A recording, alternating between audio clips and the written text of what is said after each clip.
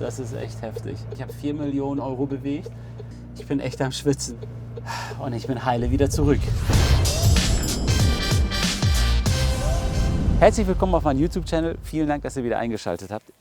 Das ist der McLaren Speedtail. Ich würde mal sagen, Roman, stell du dich mal da vorne hin und ich messe das Auto mal. Also ihr müsst euch vorstellen, der Golf hat ca. 4,30 Meter Länge. Dieses Auto hier hat 5,13 Meter. Wir gucken mal. 1, 2, 3, 4, 5. Bei 5 bin ich genau hier. Und das sind die 13 Zentimeter. Das heißt, eine normale Garage, eine stinknormale Garage aus den 90ern, der kann das Auto gar nicht mehr reinstellen, weil das Auto einfach zu lang ist. So, wenn wir jetzt noch mal auf die Details gehen, ist, wie das Auto überhaupt aufgebaut ist.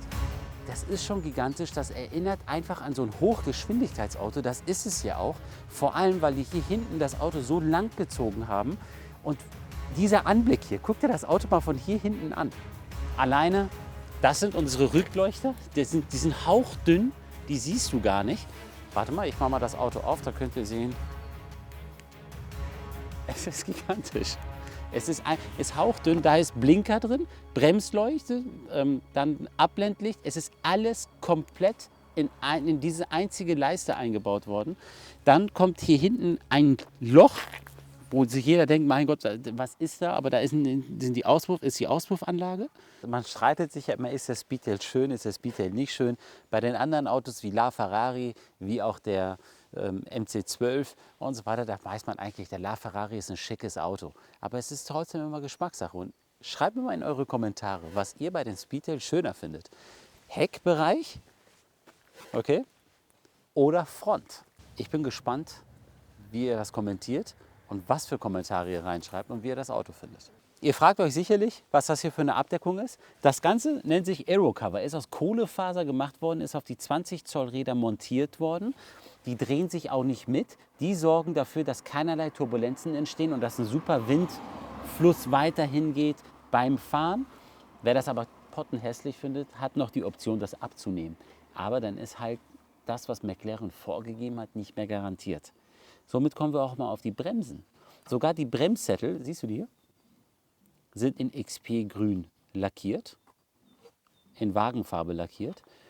Und wenn die Bremsen fällig sind, ist keine Werkstatt in Deutschland oder auf der ganzen Welt in der Lage, die Bremsen zu wechseln. Das Auto muss zurück zu McLaren nach England und da werden die Bremsen gewechselt. Einen Preis gibt es noch nicht, es ist noch undefinierbar. Das ist schon krass.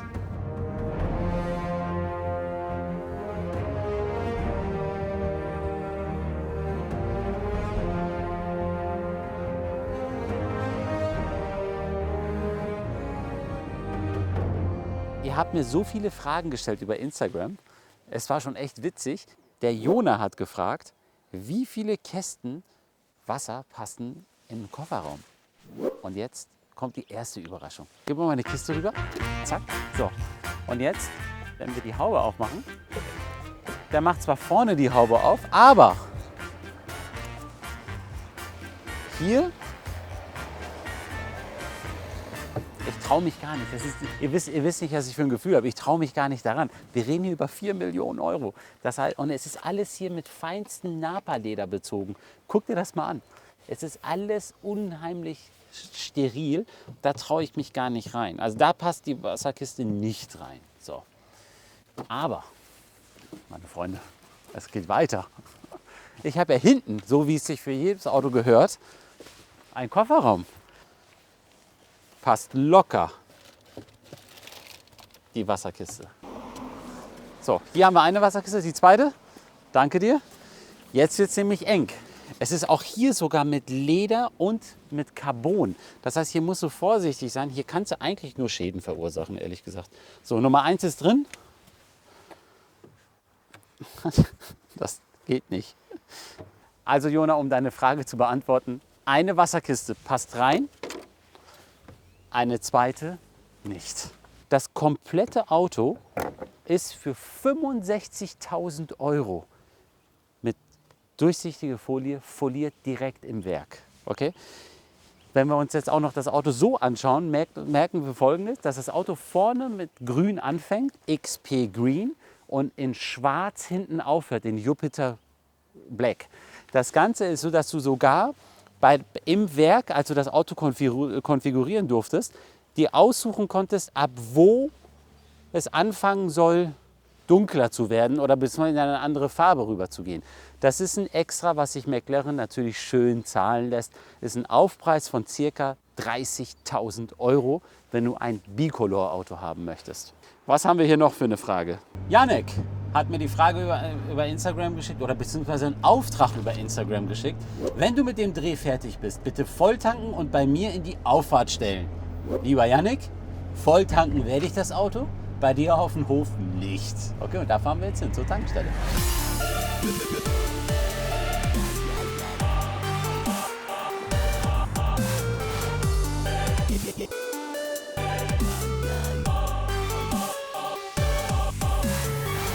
Also Tankdeckel ganz easy, einfacher als beim Golf. Drückst einfach rauf, hast auch keinen Tankdeckel mehr. Da musst du echt aufpassen und voll tanken.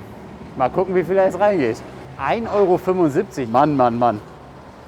Das war teuer in München. Der war ziemlich leer, der hat nur noch eine Reichweite von ungefähr 50 Kilometer gehabt. Das ist eigentlich gar nichts mehr für so ein Fahrzeug. 34 Liter ist noch, also 35 Liter ist reingegangen, 50 Kilometer Reichweite. Ich würde mal sagen, das ist ein 50, 60 Liter Tank, nicht mehr. So, jetzt musst du aufpassen, dass kein Tropfen an deinen Lack kommt, obwohl das Auto ja voll foliert ist. Und dann machst du hier nur noch. Das war's. Jetzt gehen wir auf die Frage von Jordan über Instagram. Hat er die Frage gestellt, wie sieht der Komfort so einer Maschine aus? Also, wir sind ganz normal im Automatikmodus. Wir haben ganz normal keinen Track-Modus, gar nichts. Wir fahren ganz easy nach vorne. Wir dürfen auch hier nicht vergessen, wir haben ja zwei Motoren. Einmal einen Ottomotor und dann einen Elektromotor, also ein Hybrid. Und das Ganze ergibt ja 1070 PS. Wir fahren ganz geschmeidig. Mit 50 km/h sind wir schon im 5. Gang. Das ist, als ob du ein ganz normales Auto fährst. Man muss sich nur daran gewöhnen, dass du in der Mitte sitzt. Ansonsten muss ich ganz ehrlich sagen, es ist jetzt nicht so, dass das Auto brachial nach vorne marschieren möchte, wie manch ein Pagani oder auch der LaFerrari. Das Auto lässt sich sehr, sehr geschmeidig fahren. Sehr geschmeidig. Ich bin echt am Schwitzen. Ich bin froh, dass ich heile wieder angekommen bin. Oh, das ist echt heftig. Ich habe es geschafft. Ich habe das Auto bewegt. Ich habe 4 Millionen € bewegt.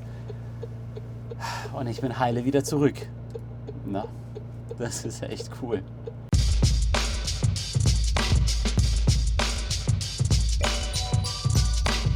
Die nächste Frage auf Instagram war von Marlon. Ist er limitiert? Eine gute Frage. Also, hier ist es so, dass 99 Autos produziert wurden und dazu nochmal 7 XPs. Bei McLaren bedeutet XP, dass es Prototypen waren, die am Anfang produziert wurden. Die werden wieder komplett zerlegt und werden wieder neu aufgebaut. Und dann heißt es dann McLaren Speedtail XP. Davon gibt es nochmal 7. Also limitiert auf 106 Autos. Bestellvorgang, du musstest dich bei McLaren bewerben, du musst ein VIP-Kunde sein in dem Sinne und dann wurdest du eingeladen direkt nach England, dann hast du das Auto konfiguriert. Nach der Konfiguration ist sofort eine Anzahlung fällig gewesen von ca. 700.000 €. 700.000 € hast du angezahlt für ein Auto, was eventuell in 2 Jahren kommt. Das Auto hat sich ja auch noch mal verzögert um 1 Jahr. 3 Jahre später kam dann das Auto. Und die zweite Zahlung war fällig, sobald die Fahrgestellnummer stand, nochmal um 700.000 €. Das heißt, jeder, der das Auto zugeteilt bekommen hat, hatte so die individuelle Möglichkeiten, das Auto für sich selber zu erstellen, dass wir fast sagen können, dass 2 Leute das gleiche Auto bestellt haben. Das ist unrealistisch. Warum ist das Auto aktuell 4 Millionen €? Warum? Das ist eine gute Frage, ist eine berechtigte Frage. Die erste Antwort ist natürlich limitiert auf 106 Autos weltweit. Es haben sich zahlreiche Sportwagenliebhaber, Sammler auf dieses Auto beworben, aber nur 106 haben das Auto bekommen. Zweitens, es ist der schnellste McLaren, der jemals produziert wurde. Drittens, es sind die besten Materialien verarbeitet worden. Viertens, es ist Handarbeit. Alles ist Handarbeit, komplett Handarbeit. Fünftens, das ist einfach ein Hingucker. Es ist das aktuellste Auto. Und wenn wir jetzt vergleichen, womit können wir das Auto überhaupt vergleichen? Der Bugatti Chiron liegt drunter. Es sei denn, es ist ein Divo. Aber selbst wenn wir das Auto mit einem Divo vergleichen, ist es einfach die Linienführung, die Aerodynamik, dass er hinten keine Theke hat, dass das Auto A, was Englisches hat, performance-technisch super ist, auf den Geraden über 400 Stundenkilometer fährt, 1070 PS hat und dann noch die Details wie ein Wireless Charger, damit du deinen Hybridmotor aufladen kannst, elektronische Flügeltüren, in der Mitte sitzen. Das Auto hebt sich in seine Klasse von allen anderen Autos ab. Und auch wenn wir hier in dem Bereich sagen, es ist nicht das schönste Auto, was Geschmackssache ist, aber hier reden wir nicht über schön oder nicht schön. Hier reden wir über haben oder nicht haben. Ein McLaren Speedtail zu bekommen, es ist verdammt schwer und es gehört in jede vernünftige Sammlung mit rein. Die 4 Millionen Euro, ich würde mal sagen, beeilt euch, weil das Auto wird in den nächsten 10 Jahren deutlich mehr wert sein. Vielen Dank, dass ihr zugeschaut habt. Wenn ihr noch weitere Autos sehen wollt, die ich testen soll, aktiviert die Glocke und abonniert meinen Kanal. Ciao.